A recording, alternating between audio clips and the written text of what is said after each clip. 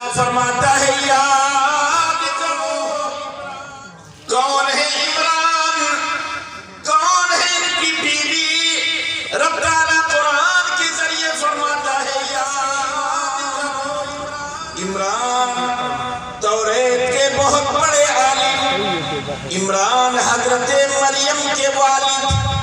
کون مریم؟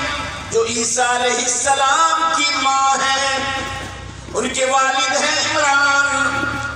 توریت کے بہت بڑے عالم ہیں عمران، بیت المقدس کے عمران کے امام ہیں عمران۔ اللہ فرماتا ہے یاد کرو عمران کی بیوی کو۔ یہ تو ہے عمران۔ عمران کی بیوی کون ہے؟ عمران کی بیوی کا نام تھا حضرت حنہ۔ کیا نام تھا؟ حضرت حنہ۔ قرآن کہتا ہے یاد کرو حنہ کو، جب اس نے کہا ربی تیری بارگاہ میں نظر مانتی ہوں۔ کس بات کی؟ اب آؤ قرآن کی تفسیر اٹھاؤ۔ 65 برس کی عمر پاک ہو گئی، کوئی اولاد نہیں ہے۔ 65 برس عمر پاک، کوئی اولاد نہیں ہے۔ ایک پرندہ آیا، اپنے بچے کے منہ میں چارہ ڈالا۔ حضرت حنہ بیٹی دیکھ رہی تھی، چارہ کھلا رہا ہے اس کے منہ میں۔ طبیعت مچل گئی، دل میں چاہت بیدار ہو گئی، مولا اے کاش تو مجھے بھی اولاد عطا فرما دے۔ اب انہوں نے قرآن کہہ رہا، اب انہوں نے نظر مانی، ربی انی نظرت لک، مولا میں تیری بارگاہ میں نظر مانتی ہوں، اگر تو مجھے اولاد عطا فرما دے تو میں بیت المقدس کی خدمت کے لیے آزاد کر دوں گی۔ یہ نظر مان لیا۔ یہ میرے آقا صلی اللہ علیہ وسلم حضور کی آمد سے کم و بیش 1000 سال پہلے کی بات قرآن کر رہا ہے۔ حضور کی آمد سے 1000 سال پہلے کی بات ہو رہی کم و بیش کہ مولا اولاد دے دے تو میں بیت المقدس کی خدمت کے لیے آزاد کر دوں۔ نظر پوری ہوئی، بچہ پیٹ میں آ گیا، لیکن ولادت ہوئی، پیدائش ہوئی، کوئی بچے کی نہیں ہوئی، لڑکی پیدا ہوئی۔ اور کون لڑکی؟ حضرت مریم پیدا ہوئی۔ یہ مریم جو عیسیٰ علیہ السلام کی ماں ہے، یہ پیدا ہوئی۔ گھر والوں کو بڑی فکر ہوئی، یار منت مانے اس کو آزاد کرنے کی، لڑکی ہے کیسے آزاد کر دوں؟ عزت آبرو سلامت رہے نہ رہے۔ رب تعالیٰ نے ارشاد فرمایا اے مریم کے گھر کے لوگوں، جو رب تعالیٰ لڑکی عطا فرماتا ہے وہی اس کی عزت آبرو کی نگہبانی بھی کرتا ہے۔ جو تم نے نظر مانی ہے تو حضور بھی تشریف نہیں آئے نہ قرآن ہے۔ توریت آسمانی کتاب، 10 بڑے بڑے عالم جو توریت کے نسخے لکھا کرتے ہیں۔ مائک والے ہوں تو ایکو کم کریں۔ 10 بڑے بڑے عالم توریت کے وہ لوگ، ان 10 کی چاہت ہوئی اے کاش مریم مجھے مل جائے، اے کاش مریم مجھے مل جائے، میں مریم کی کفالت کروں۔ 10 کی چاہت۔ اللہ نے فرمایا اے توریت لکھنے والوں، جس قلم سے میری کتاب توریت لکھتے ہو، اپنا اپنا قلم دریا میں ڈال دو، جس کا قلم ڈوب جائے گا مریم ان کو نہیں ملیں گی، جس کا قلم پانی پر تیرتا رہے گا مریم کی کفالت وہ کرے گا۔ تو 10 عالم نے اپنا اپنا قلم دریا میں ڈالا، سب کے قلم ڈوب گئے، حضرت زکریا علیہ السلام کا قلم پانی پر تیرتا رہا۔ تو مریم حضرت زکریا علیہ السلام کی کفالت میں آگئی۔ بڑی توجہ سے، تاکہ کوئی پوچھے ولی کی بارگاہ میں کیوں جا رہے تو آپ قرآن کے حوالے سے بتا دو۔ بڑی توجہ سے سننا۔ حضرت زکریا علیہ السلام مریم کے سگے خالو بھی ہوتے۔ حضرت مریم رضی اللہ تعالی عنہ حضرت زکریا کی کفالت میں آ گئی۔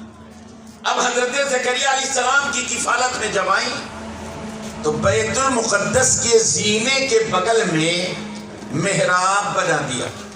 محراب یعنی جیسے ہمارے یہاں لوگ مسجدوں میں جب اعتکاف بیٹھتے ہیں تو چادر سے گھیر نہیں دیا جاتا، ایسے ہی محراب بنا دیا کہ مریم اسی میں عبادت کریں گی، بیت المقدس کی سرصفائی پوچھا لگا کر یہ عبادت کیا کرو. حضرت زکریا علیہ السلام کھانا لے جاتے, کھلا دیتے, چلے آتے, لیکن روزانہ کھانا نہیں لے جاتے. کبھی کبھی لے جاتے, کبھی کبھی نہیں لے جاتے. تو روزانہ کھانا کیوں نہیں لے جاتے؟ انسان تو کھانا روز کھاتا. تو قرآن مقدس کا 3 پارہ فَلَمَّا دَخَلَ زَكَرِيَّا الْمِحْرَابَ, جب حضرت زکریا محراب میں داخل ہوتے, وَجَدَ عِندَهَا رِزْقًا, تو ان کے پاس طرح طرح کے پھل پاتے, ایسے ایسے پھل جو پوری دنیا میں کہیں نہیں ہے, وہ بھی حضرت مریم کے پاس موجود ہیں. آج اگر بے موسم پھل جائے تو ہم لوگ تعجب نہیں کرتے, ہم لوگ سمجھتے ہیں کوئی نہیں. فرماتے اے مریم, یہ پھل تمہارے پاس کہاں سے آتے؟ قالت ہی من عند اللہ, تو کہتی یہ تو اللہ کی طرف سے آتا. مریم کون ہے؟ ولی ہے, ولیہ ہیں. جتنے نبی آئے کوئی نبی عورت نبی نہیں تھی. جتنے نبی آئے سب مرد تھے, عورت کوئی نبی بن کر نہیں آئی. عورت کتنی پارسا ہو جائے, کتنی بلندی اختیار کر دے, نبیہ نہیں ہو سکتی ہے, ولیہ ہو سکتی ہے. تو مریم ولی ہے, نبی نہیں. یاد رہے مریم ولی ہے, ولیہ ہے مریم. اب دیکھو پھل فروٹ اتنے آئے. حضرت زکریا علیہ السلام کھانا دیتے, کھانا کھاتے. ایک دن حضرت زکریا علیہ السلام نے کھانا دیا. حضرت مریم نے لقمہ اٹھایا, نگاہ اٹھی خالو جان کے چہرے پر, آنکھوں میں آنسو تیر رہے تھے. حضرت مریم نے کہا خالو جان رونے کی وجہ بتائیں. بیٹی مریم کوئی خاص بات نہیں ہے, تم کھانا کھاؤ. مریم نے کہا خالو جان جب تک آپ رونے کی وجہ نہیں بتائیں گے ہم کھانا نہیں کھائیں گے. حضرت زکریا علیہ السلام کی آنکھوں میں آنسو. مریم سے کہہ رہے ہیں کہ مریم تم کھانا کھاؤ. نہیں خالو جان, رونے کی وجہ بتائیں. حضرت زکریا علیہ السلام فرماتے ہیں مریم اللہ نے مجھے بڑی نعمتیں عطا فرمائی, لیکن ایک خاص دعا رب کی بارگاہ میں کرتا رہا, پوری جوانی دعا کرتا رہا. مریم وہ یہ کہ مولا تو نے مجھے بڑی نعمتیں عطا فرمائی, ایک خاص دعا تیری بارگاہ میں کر رہا ہوں, مولا مجھے اولاد عطا فرما دے. پروردگارا مجھے ایک اولاد دے دے. پوری جوانی دعا کرتا رہا مریم, لیکن میری دعا مؤخر کر دی گئی, ابھی کوئی اولاد نہیں ہے. اور حضرت زکریا علیہ السلام جوانی نہیں, پوری جوانی دعا کرتے رہے, یہاں تک کہ جب بوڑھے ہو گئے. قرآن کا 16واں پارہ اٹھا, کافا یا عین صاد ذکر رحمت ربک عبدہ زکریا. مفہوم قرآن, اس کے بندے حضرت زکریا کو یاد کرو. اذ نادى ربہ نداء خفیا, جب وہ اپنے رب کی بارگاہ میں چپکے دعا مانگنے لگے. قرآن کہتا نداء خفیا, چپکے دعا مانگ رہے. کیا کرے؟ رب انی وہن العظم منی واشتعل الراس شیبا, مولا میری ہڈیاں کمزور ہو گئی, میرے بال سفید ہو چکے ہیں. اور آگے قرآن کہتا ہے وامرأتی عاقر, اے پروردگار میری بیوی بھی بانجھ ہو گئی ہے, بیوی بانجھ ہو گئی. حضرت زکریا کے بال سفید ہو گئے, گالوں میں گڈھے پڑ گئے, چمڑے لٹک رہے ہیں, پھر بھی قرآن کہتا نداء خفیہ, چپکے دعا مانگ رہے. آج کیوں چپکے دعا مانگ رہے؟ آج ایک کوئی بوڑھا آدمی اگر اٹھے اپنے گاؤں میں, بیچارہ اٹھے تو 1 منٹ لگے کر کے, دھیرے لڑکھڑاتے چلے, پھر بیٹھے تو بیٹھنے میں 1 منٹ لگے. اور آپ کے بغل میں بیٹھ کے دعا مانگے, اے اللہ مجھے اولاد دے دے, تو آپ چونک جب رے پڑھو, عمر دیکھتے رہے گے. اوفو, ایج کہاں پہنچی ہے, عمر کہاں پہنچی ہے, بابا کی چاہت دیکھو ذرا. آپ حیرت میں پڑ جاؤ گے، ہنسو گے آپ. تو قرآن کہتا حضرت زکریا علیہ السلام بوڑھے ہو گئے. قرآن کہتا نداء خفیہ، پھر بھی چپکے چپکے دعا مانگے کہیں ہنسی نہ ہو جائے. اللہ الصمد. مریم کہہ رہی خالو جان، مریم ولی ہے یاد رہے، خالو جان کہاں کہاں تم نے دعا مانگی ہے؟ زکریا علیہ السلام فرماتے ہیں مریم بڑی بڑی مقدس بارگاہوں میں دعا مانگ لی، یعنی مکہ المکرمہ میں دعا مانگ لی، کعبۃ اللہ میں دعا مانگ لی، میزاب رحمت پر دعا مانگ لی، ملتزم میں دعا مانگ لی، مقام ابراہیم پر دعا مانگ لی، مطاف میں دعا مانگ لی، زمزم پیتے سمے دعا مانگ لی، صفا مروہ کے سعی کے درمیان دعا مانگ لی، بیت المقدس سے مقدس مقامات پر دعا مانگ لی. جگہ دعا مانگا. ہاں ولی ہے ولی. مریم کو جلال آیا. میں قرآن کی بات کر، مریم نے کہا خالو جان بڑی مقدس مقامات پر دعا مانگ لی، ابھی بیٹا نہیں ہے کوئی بات نہیں ہے، لیکن آج میری اسی جھوپڑی میں دعا مانگ کر دیکھو. مکہ المکرمہ میں دعا مانگی، ملتزم میزاب رحمت پر کوئی بات نہیں، آج میری جھوپڑی میں دعا مانگ کر دیکھو. اب قرآن کا تیسرا پارہ، قرآن کی بات میں کر رہا ہوں. قرآن کہہ رہا ہنالک دعا زکریا ربہ، ہنالک وہی حضرت زکریا نے اپنے رب سے دعا مانگی. کیا کہا؟ قال رب هب لي من لدنك ذرية طيبة، مولا اپنے فضل و کرم سے مجھے صاف ستھرا بیٹا عطا فرما دے. انك سمیع الدعاء، بے شک تو ہی دعاؤں کا سننے والا ہے.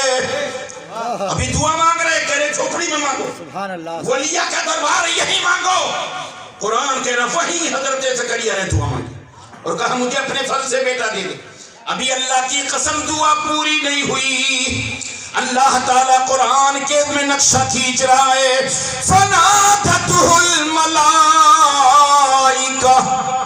فرشتوں نے ندا دے دیا، یا زکریا ان اللہ نبشرک بیحییٰ، اے زکریا اللہ تمہارے بیٹے حضرت یحییٰ پیغمبر کی بشارت دے رہا ہے. تمہارے بیٹے حضرت یحییٰ آ رہے ہیں.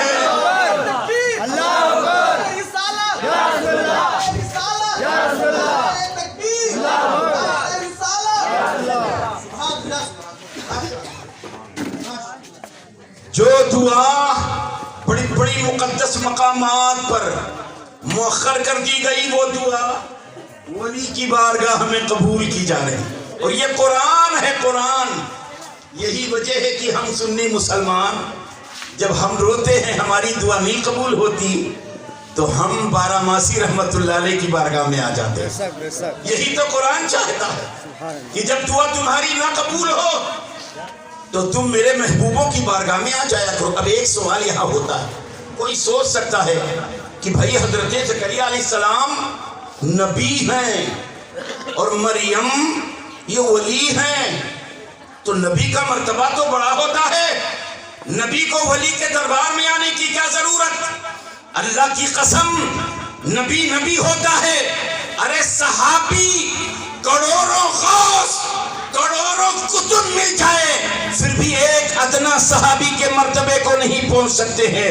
نبی کی بات تو بہت بڑی ہے، لیکن یہاں جو فضیلت بتائی جا رہی ہے اللہ چاہتا ہے، رب کی مشیت یہ ہے.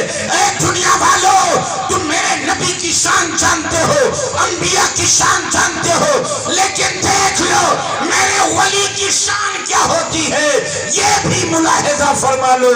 یہاں جزوی فضیلت بیان کی جا رہی ہے تاکہ تم ولی کی شان اور عظمت کو جان سکو. یہ قرآن ہے، اسی لیے ہم اللہ کے ولی کی بارگاہ میں آتے. آج کے کچھ لوگوں نے یہ کہہ دیا، بہت توجہ سے سننا، زیادہ دیر گفتگو آپ سے نہیں کروں گا میں.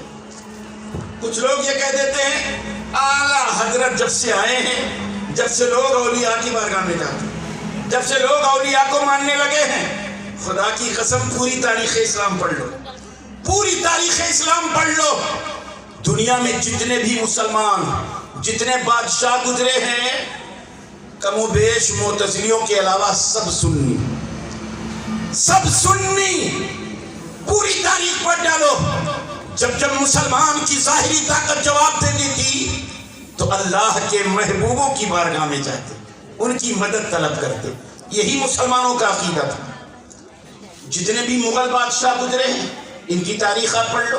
ایک تاریخ آپ کے سامنے میں بیان کر دوں، آپ کو معلوم ہے وہ بخوبی ہم سے زیادہ، اکبر اس کی بیوی یودھا بائی، کوئی اولاد نہیں، خواجہ غریب نواز کی بارگاہ میں پہنچا، اے ہندل ولی گود سونی ہے کوئی اولاد نہیں ہے، آپ کی بارگاہ سے اگر مجھے اولاد مل جائے تو ہم آگرہ سے اجمیر تک پیدل ننگے قدم حاضری دیں گے۔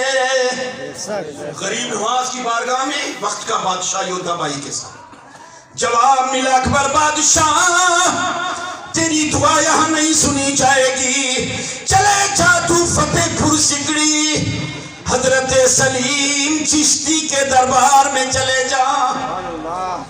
آتا ہے سلیم چشتی کے دربار میں، آپ باحیات ہیں۔ بادشاہ نے عریضہ پیش کیا، سلیم چشتی کے ہاتھ رب کی بارگاہ میں اٹھ گئے۔ بچہ پیدا ہوا کون سا؟ جہانگیر پیدا۔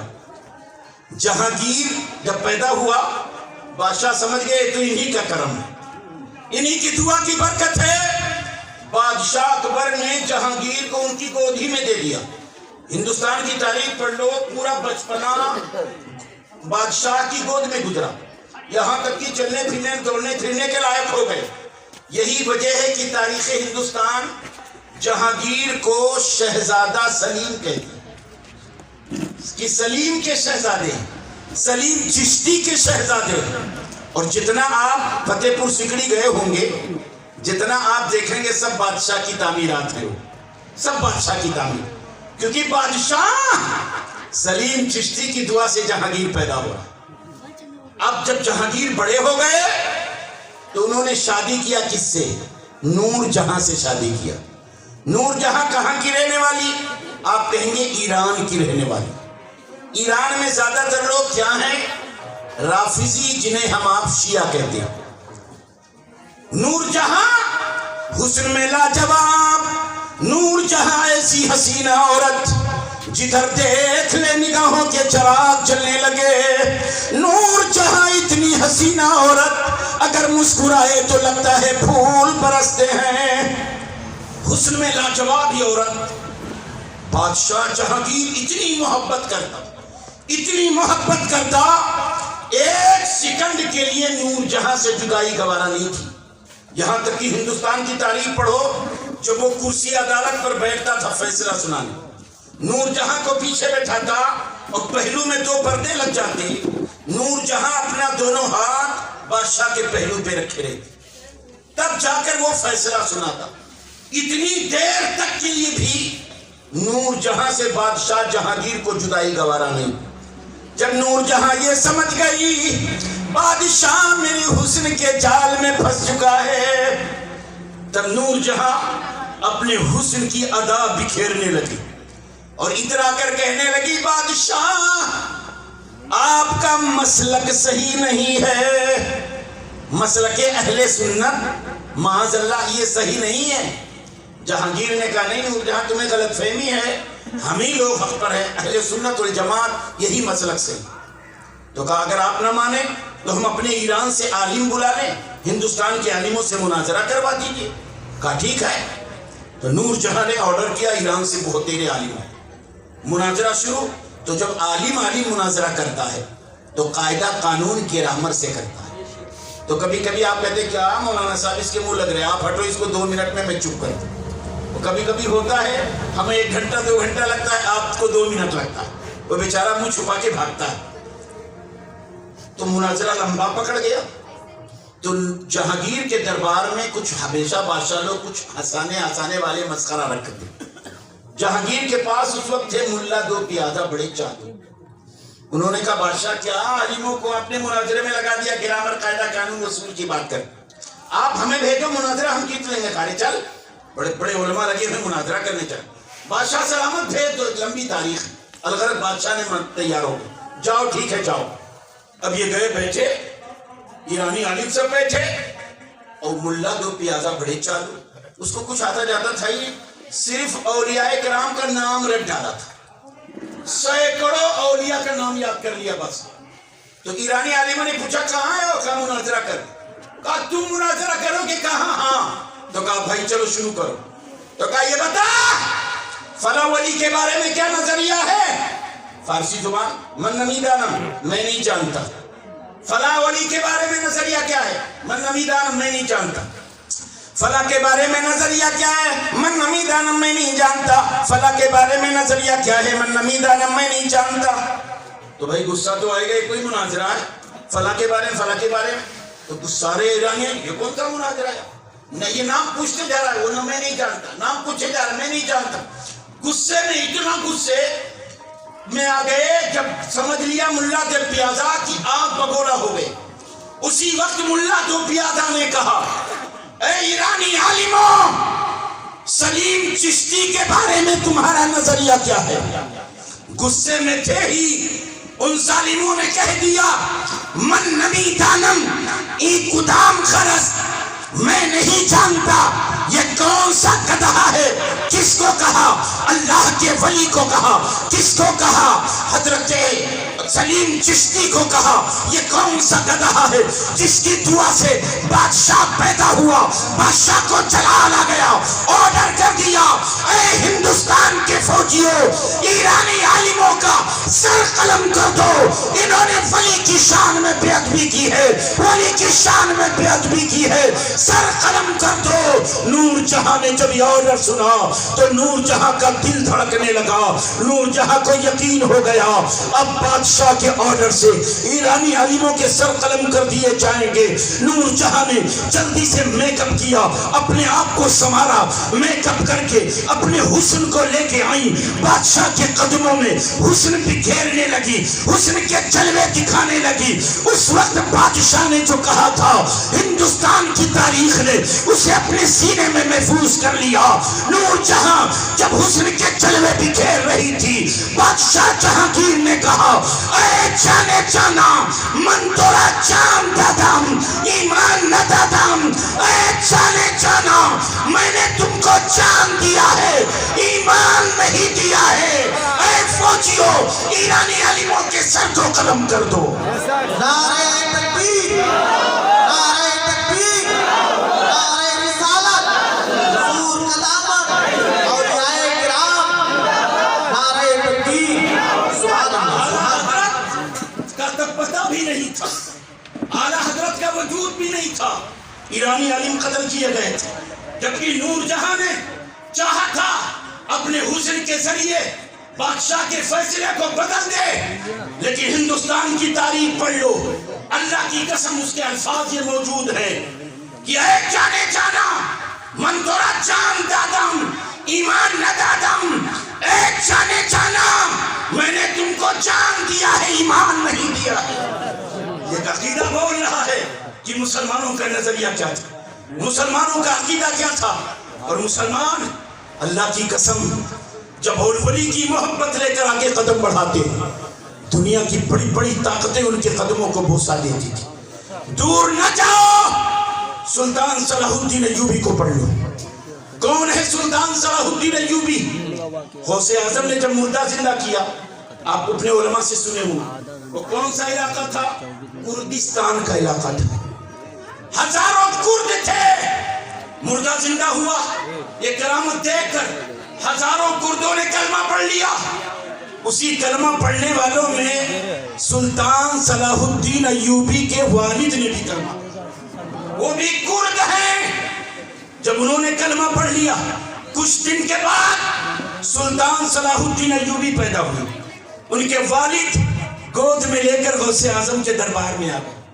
اے شہنشاہ بغداد, یہ میرا لخت جگر ہے, اس کے لیے دعا فرما دے, یہ بیٹا اسلام کا غازی بن کر چمکے. غوث اعظم نے دعا فرمائی, اے مولا اس بچے کو اسلام کا غازی بنا دے. وہی سلطان صلاح الدین ایوبی اللہ کی قسم جب بڑے ہوئے تو بیت المقدس کو یہودیوں عیسائیوں کے چنگل سے چھڑانے کے لیے فوج لے کر چلے. اس فوج میں کون لوگ تھے؟ آپ تاریخ اسلام اٹھا لو. غوث اعظم کے مدرسے کے 3000 طلبہ تھے. 3000 طلبہ غوث اعظم کے مدرسے کے ہیں. اس فوج کے جو ایڈوائزر ہیں، جو اس فوج کا کے ایڈوائزر ہیں، مشیر ہیں غوث اعظم کے مرید اور خلیفہ. غوث اعظم کی محبت کو لے کر، ان کی دعا کو لے کر سلطان صلاح الدین ایوبی مٹھی بھر مسلمانوں کو لے کر بیت المقدس کی طرف چلے. جب چلے ساری دنیا کی یہودیت کی طاقت لگ گئی.